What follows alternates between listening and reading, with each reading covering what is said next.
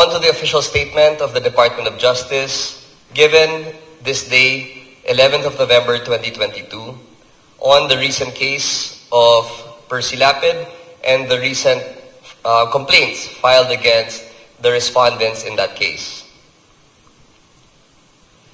Before all this happened, the relationship between Justice Secretary Jesus Crispin Boying Remulla and Bureau of Corrections Director General Gerald Bantag was strong and healthy. They discussed reforms with each other, they planned operations together, they set many persons deprived of liberty free together. DG Bantag claims that when the new administration entered, he tendered a courtesy resignation. However, it was Secretary Remulla who showed his outright support and insisted that the Director General remain in his post under this new leadership. Nobody wanted the evidence to point to Director General Bantag. The Department of Justice understands the predicament of DG Bantag. His words and actions, no matter how personal and inappropriate, come from a misguided sense of betrayal. There is only one issue at hand, that is the related murders of Percy Lapid and June Villamor. Let us not muddle the issue. Let us not clutch at straws. The method used in the investigation conducted jointly between the Philippine National Police and the National Bureau of Investigation was the method of deduction. Meaning to say, at the start, there was a long list of persons considered persons of interest. There were many politicians, government officials, and big names on that list. They were the persons mentioned and targeted in the show of Lapid who may have had a motive to kill him.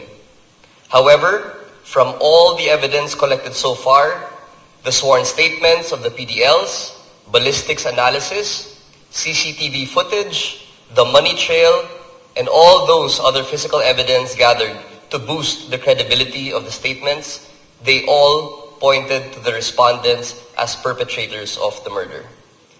Simply said, anybody in the position of the NBI and the PNP would file the case given the totality of circumstances they gathered from the investigation. They have been on this case from the very beginning. They had the privilege of observing body language, asking probing questions, receiving intelligence reports, and finally piecing everything together. In the words of Secretary Remulla, we hoped we could point at the drug syndicates as perpetrators. It was not good news when the evidence started to point to the respondents. But given the totality of the circumstances, the PNP and NBI had to stick to the evidence at hand.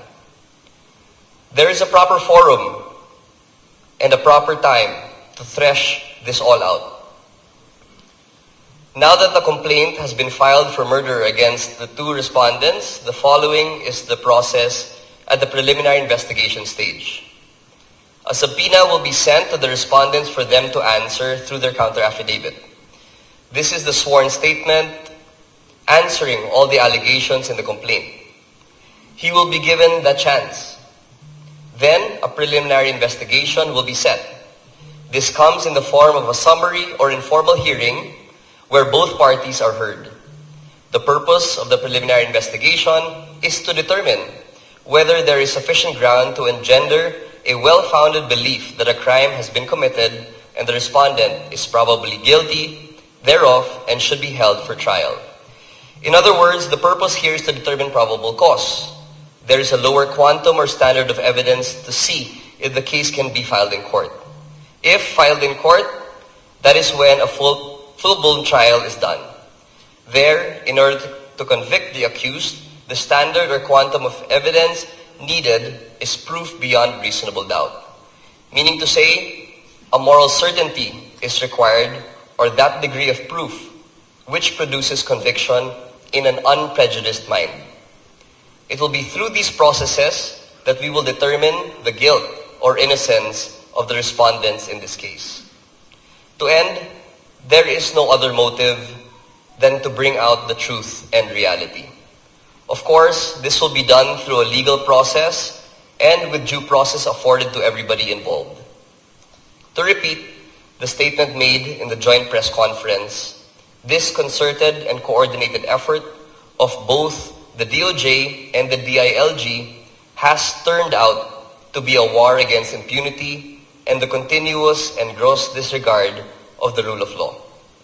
We will not stop until justice is served to the families of the victims in this case. On a final note, we were informed by the Office of the City Prosecutor that the subpoena relating to the cases filed against DG Bantag have yet to be issued and sent so that he and the rest of the respondents may be given a chance to answer the charges filed against them. On the other hand, the preliminary investigations of Escorial and Bacoto ensued today. The said hearing was attended by the PNP and the two accused together with their respective counsels. All parties were informed that all of the cases will be heard simultaneously. Afterwards, a consolidated resolution will be issued for the said cases. Thank you and good afternoon.